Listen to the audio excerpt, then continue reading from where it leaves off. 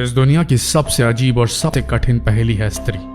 कहते हैं लड़की यानी स्त्री को समझना मुमकिन ही नहीं नामुमकिन होता है। लोग कहते हैं स्त्री को बनाने वाले यानी भगवान भी नहीं समझ सकते और ऐसा माना जाता है कि इसे समझना और सुलझाना बेहद ही मुश्किल होता है। तो आपको जानकर यह हैरानी होगी कि जब स्त्री की रचना हुई उस वक्त भगवान ने बहुत ही फुर्सत से इसकी रचना की थी और रचना करते करते इतना समय लग गया कि देवदूत भी भगवान से सवाल जवाब करने लगे।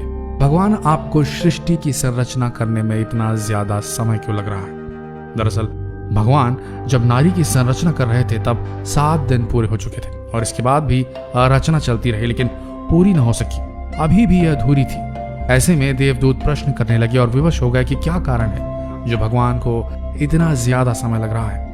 आप भी इस दिलचस्प सवाल को जानिए जो भगवान और देवदूत के बीच हुआ और देवदूत के प्रश्नों के भगवान ने क्या अद्भुत जवाब दिए। बहुत सी पहेलियां आज भी मौजूद हैं जिसका कोई जवाब नहीं, जैसे संसार में स्त्री पहले आई या पुरुष, इस पहेली का जवाब किसी के पास भी नहीं। कहते हैं जब भगवान ने स्त्री की रचना की तो उन्होंने बहुत समय लिया और भगवान के साथ ही यानी देवदूत जी भगवान से प्रश्न करने लगे। उन्होंने कहा, हे प्रभु, आपने 1 मिनट में दुनिया बना दी पर स्त्री को बनाया आपने बड़ी मुश्किल से। आखिर इतनी मुश्किलें क्यों हो रही हैं? इसे बनाते आपको इतना वक्त क्यों लग रहा है? देवदूत के इन सवालों को भगवान ने कुछ ऐसे जवाब दिया जो हम आपको बता रहे हैं। सबसे पहला प्रश्न देवदूत ने भगवान से पूछा, हे भगवान, आपको इस रचना में इतना समय क्यों लग रहा है? इससे पहले आपने किसी भी रचना में इतना वक्त नहीं लिया, आखिरकार इसका कारण क्या है?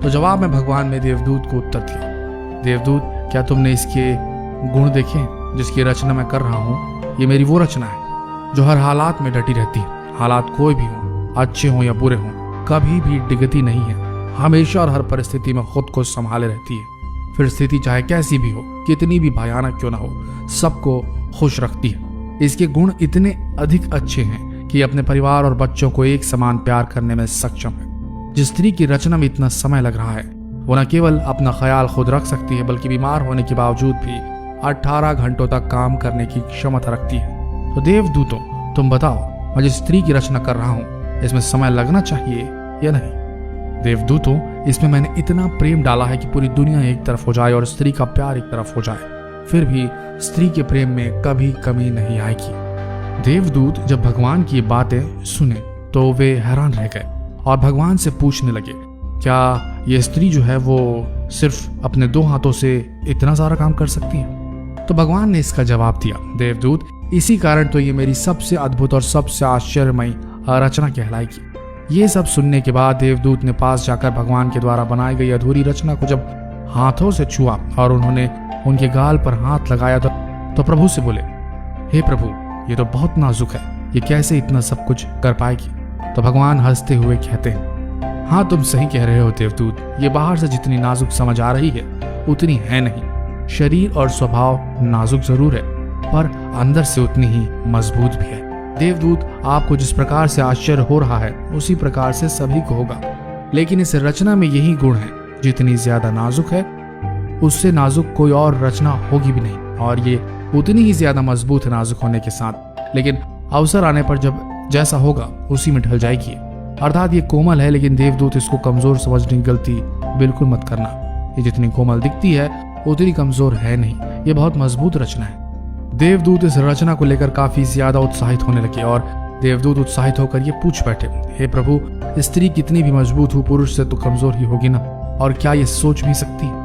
तो भगवान हंसते हुए कहते हैं कि पुरुष से मजबूत और पुरुष से आगे भी है, क्योंकि इनकी सोचने की क्षमता के आगे पुरुष हार जाता है। साथ ही प्रभु ने जवाब दिया, ये न केवल सोच सकती है बल्कि सभी समस्याओं का बहुत ही अच्छे से मुकाबला करने में सक्षम रहती है। इसके बाद देवदूत ने भगवान के साथ क्या किया, इसको जानकर आप वास्तव में आश्चर्य में पड़ जाएंगे और जो उन्होंने किया उसको जानकर भी आप भावुक होने पर मजबूर हो जाएंगे।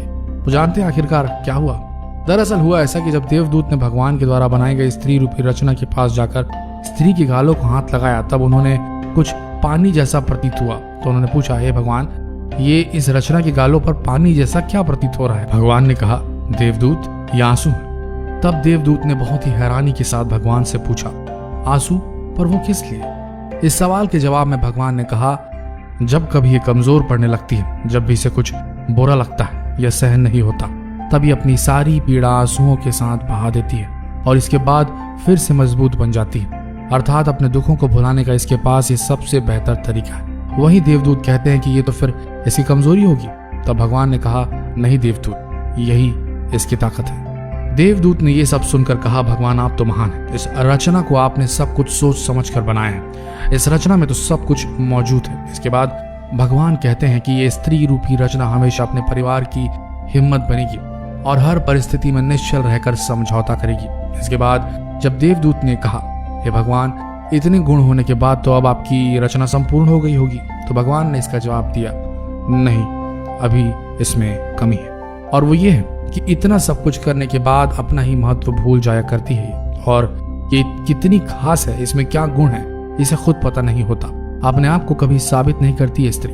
सबके साथ अच्छा करती है और किसी से अपनी प्रशंसा और ना ही किसी से परोपकार की उम्मीद रखती है। दोस्तों, सोचने वाली बात है, औरत का जीवन भी जीवन है क्या?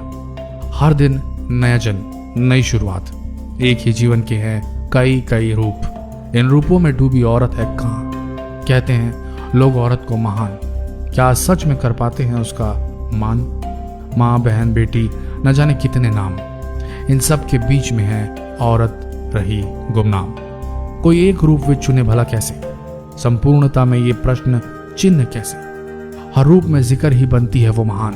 अपने मूल रूप की न कोई पहचान। निर्बल भी वो है, सबल भी वो है, ममता भरी है, मृदुल भी है वो, फिर भी है अपने आप से अनजान। रिश्तों में समाई उसकी जान, कहते हैं लोग औरत है महान। भगवान द्वारा बनाई गई इस रचना की व्यथा को जानने के बाद अब आप भी समझ गए होंगे कि आखिर एक स्त्री में इतने रूप क्यों पाए जाते हैं। फिर चाहे वो माँ हो या बहन हो या पत्नी, उसका एक रूप परिपूर्ण है। इसलिए आप भी भगवान की बनाई हुई इस रचना को पहचानिए और इसका सम्मान कीजिए। और इस वीडियो को जितना हो सके शेयर करना न भूलिए और इस पेज को लाइक भी कीजिए। धन्यवाद।